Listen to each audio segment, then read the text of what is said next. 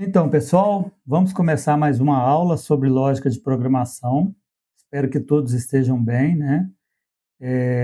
Vamos falar sobre operadores aritméticos, sobre entrada e saída de dados, e vamos abordar um pouquinho sobre o que são comentários em um código, ok? Então, eu preparei o material, deixa eu reproduzir ele aqui. Então, pessoal, o que vamos aprender nessa aula, né? A gente vai aprender o objetivo conceitual e o nível de complexidade dela, né? Vamos aprender um pouquinho sobre comentários de códigos, entrada, que é input, e saída, que é o output, né? E os operadores aritméticos, e por fim a gente conclui, ok? Então, lembrando que esta aula tem o objetivo de demonstrar de uma forma superficial aos iniciantes conceitos fundamentais para quem pretende começar a carreira de desenvolvimento de software, ok? Não é objetivo desta aula nos aprofundar e preparar o desenvolvedor para ter total domínio em ser um especialista na carreira de desenvolvimento de software, beleza? Dando sequência, né? O que são comentários, né? São utilizados para melhor explicar um trecho de código. Os comentários não são executados pelo Python. Tudo que está comentado é ignorado, serve apenas para guiar o usuário, é indicado com o uso da tralha, né? E no caso do Colab é usado o azul marinho, ok? Então eu trouxe um trecho de código aqui para vocês, tá? Onde eu estou definindo, né? Eu criei uma variável, né? E estou definindo a essa variável a altura, ok? Então quando eu executo esse código, tá? Quando eu executo esse código, tá? Ok? Percebam-se que não vai acontecer nada, ele simplesmente armazenou nesta variável altura o valor de 1,80, ok? Não executou o print, por quê? Esse print, a partir do momento que eu coloquei a tralha, eu comentei essa linha, então ela não será executada pelo Python, ok? Embora você possa fazer comentários de várias linhas, apenas colocando tralha na frente de cada linha, ok? Então, eu coloquei que esse é um comentário muito grande, por isso pode ser interessante quebrar ele em várias linhas para ficar mais fácil de ler. Um comentário grande e complexo com esse no meio do código. O que eu estou querendo dizer nesse caso, né? Se eu comentasse uma linha e não quebrasse ela, colocando outro comentário embaixo, não daria problema nenhum, porém ficaria muito difícil de alguém ler, porque ele teria que navegar com a barra de rolagem, né, na horizontal, por muito para tentar identificar, né, ou para identificar o que está escrito dentro do comentário. Então é comum você ir quebrando assim para que seja visualmente, né, mais prático para quem esteja avaliando o código, ok? Então, dando sequência aqui, né, também é possível fazer comentário de várias linhas usando 3 aspas, né? Porém, note que esses comentários feitos com 3 aspas, na verdade, são strings de muitas linhas, mas o Python irá ignorá-lo caso elas não sejam atribuídas a uma variável, funcionando assim como um comentário, ok? Mas, de qualquer forma, o modo acima, com tralha, ele é mais recomendado, ok? Então, essa questão da tralha, ela vai fazer comentar a linha, né? E, obviamente, essa linha não será executada pelo Python, ok? Então, dando sequência aqui, vamos aprender o que é entrada, né? Que são os inputs, né? É como o computador coleta dados de entradas de um usuário através do teclado. Utilizamos a função input para receber esses dados do usuário que devem ser digitados, né? Opcionalmente, podemos colocar uma frase para instruir o usuário na função input, né, para deixar mais claro o que você quer receber, né, naquela entrada de dados, né? A gente coloca isso dentro dos parênteses, né? E eu trouxe uma função aqui, né, que ele vai executar, né? A partir do momento que ele executa, eu vou executar a primeira linha, né, porque, como a gente viu anteriormente, essas 2 linhas acima são comentários e não serão executadas, né? Então, o nome, que é essa variável, vai receber o conteúdo que o usuário digitar. Qual é o seu nome? Vou colocar o meu nome aqui, né? Antônio. Ok? Antônio. Vou apertar a tecla Enter, né? E ele vai falar assim, ó, vai executar a função print, né? Olá, e o conteúdo da variável, que é Antônio aqui embaixo, ok? Então, a função input, ela toma que o usuário digitou como uma string, ok? Como uma string, mesmo se ele digitar um número, ok? Se o usuário digitar algum número, em algum cálculo for feito com esse número, o número deve ser transformado ou em int ou em float, ok? Porque aí vai entrar uma expressão matemática e não há uma expressão matemática com texto, né? Com string ou com booleano, né? A melhor forma de fazer isso é já transformar o resultado da função input em float. É como se eu fizesse um sanduíche, né? Colocando a função input dentro da função float, né? Que transforma um string em um float, né?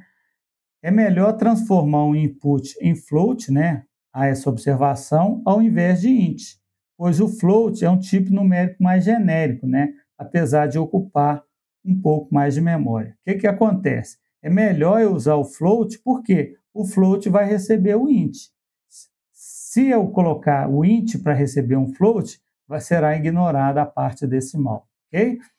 Então, eu criei uma função aqui, na verdade não é uma função, né? Eu criei um trecho do código onde eu criei uma variável que chama altura, que vai receber um input do usuário, ou seja, uma entrada de dados do usuário, e vai colocar, no caso aqui, através desse texto, né, qual é a sua altura, né?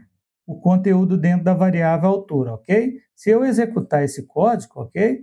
Qual é a sua altura, né? Eu vou colocar 1,78. Quando eu coloco 1,78, ele vai exibir esse valor aqui embaixo, que é a execução dessa variável, que é essa segunda linha, ok? Então, eu trouxe mais um exemplo aqui de conversão de dados de float, ok? Então, eu criei duas variáveis, a num1 e a número 2, né? E criei uma outra variável, que é a soma, que vai receber a soma do conteúdo da variável 1 mais o conteúdo da variável 2 e vai colocar isso, vai dar um print e exibir o resultado na tela, ok? Então, me fala o primeiro número, ok? Vou colocar o número 8, ok? Que é um inteiro, perceba. A partir do momento que eu digitei o número 8, ele executou a segunda instrução pedindo o segundo número. Eu vou colocar o número 2, vou dar um Enter. Ele executou o print, né, a função print, que é a soma dos dois números, 8, e 2 é 10. Então, ele executou a soma e transformou, ou seja, converteu em float o que eu digitei como número inteiro, ok? O 8 e o 2, ok? Então, percebam aqui. Então, se eu executar essa funçãozinha aqui embaixo, a soma dos dois equivale a 10, ok? Isso é sobre entrada de dados. Então, a gente utiliza muito a função input, ok? Sobre saída de dados, o que a gente vai aprender aqui? É como o computador apresenta dados de saídas para o usuário. Input apresenta a entrada e agora eu vou apresentar o output, que é a saída, né? Utilizamos a função print para exibir o conteúdo na tela. Então, eu recuperei nessa variável nome uma string, ok? E vou usar a função print, né? Que é para exibir a saída, né? Então, quando eu executo esse trecho de código, ele fala: André, tudo bem? André, tudo bem? Então, eu executei, eu dei um print, né? Ou seja, eu exibi o conteúdo dessa variável, né? Na tela para o usuário. Então, podemos imprimir diversas strings ou diversas variáveis em sequência, utilizando vírgula para separar dentro do print, ok? Então, eu recebi um número, né? Criei uma variável com número e recebi o valor de 50. Criei uma variável, nome com número do tipo string, né? Que vai receber o texto 50 e não o numeral, né? E vou dar um print aqui da variável 1, número, e da variável nome do número, ok? Quando eu dou um print aqui dessa função, olha, percebam-se que 50, o numeral, 50 e o blá, blá, blá. Quando eu executo também a de cima aqui, ó, 50, 50. Aqui eu coloquei 50, 50 e lá, blá, blá, ok? Um caractere especial do print é a barra invertida com N, que serve para quebrar a linha. Então, ele passa a linha para o lado de baixo. Olá, né? Mundo, eu coloquei entre olá, mundo, eu coloquei o barra N, ele vai quebrar essa string. Então, coloca um em cima, o outro embaixo, ok? Então, ele vai fazer essa quebra utilizando, né, esse caractere especial que é o barra N, ok? Então, por fim, a gente vai aprender agora sobre os operadores aritméticos, né? Em Python, temos os principais operadores da matemática, né? Com seus respectivos símbolos, né? Temos a adição, temos a subtração, temos a multiplicação, representada pelo asterístico, temos a divisão, representada pela barra, né? Temos a potência, né? Que são 2 asteriscos, né? Então, a potência de 2, 3 equivale a 8, né? Além disso, temos 2 operações especiais, que é a divisão de inteiro, né? Que você utiliza 2 barras, né? Então, ele vai retornar a parte inteira da divisão entre 2 números, né? E temos a divisão, o resto da divisão, né? Que é considerada, né? O símbolo que a gente usa é o do percent, né? Que se lê como mod, né? Que ele retorna o resto da divisão entre 2 números, né? Então, eu tenho um exemplo aqui do resto da divisão, que é 5 mod 2, que é 1, que o resto é 1, ok? Então, eu trouxe aqui alguns exemplos, né, da função. Então, a soma de 2 mais 2, eu exibo na tela, o conteúdo dessa variável vai ser 4. Na subtração, 5 menos 3 equivale a 2, né? Na multiplicação, 4 vezes 3 equivale a 12. Na divisão inteira, né, com uma barra só, 9 dividido por 3 equivale a 3. No caso da potência, né, 2 elevado a 3 equivale a 8. Né? E na divisão inteira, né, eu utilizo 7 dividido por 3. Né? Vai dar quebrado 2,33, utilizando uma barra só, né? Que é a divisão não inteira, né? Quando eu vou executar a operação com 2 barras, o retorno é a divisão inteira, então ele vai ignorar o 333 e ele retorna o valor inteiro, né? E o resto da divisão, que é o mod, né? Quando eu executo ele retorna 7 mod 3, ele equivale a 1, né? E tenho o raio, né? Onde eu criei uma variável que chama raio, né, que ele vai executar e vai pedir qual que é o raio.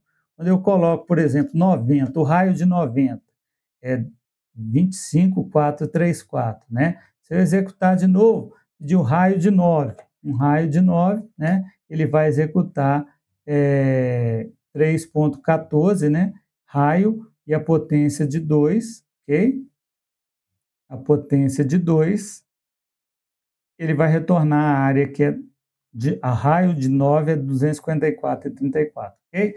Então, eu trouxe uma observação aqui que o principal uso do operador resto da divisão, que é o percent, é para avaliar se um número é par ou ímpar. Então, é muito útil para você fazer o cálculo. Aquele número é par ou ímpar? Então, eu utilizo o mod para saber qual que é o resto da divisão, ok? Se for 0, é par. Se o resto for 1, é ímpar, ok? Se o resto da divisão de um número por 2 é 0, né? Ele é par. Se o resto da divisão do número 2 é 1, ele é ímpar, ok? Então, qual que é a conclusão dessa aula, né? Hoje você aprendeu os primeiros passos essenciais de Python e já pode criar seus próprios programas simples, né?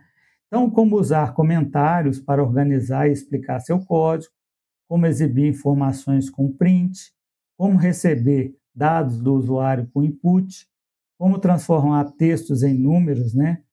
Int ou float, né? O recomendado é o float, né?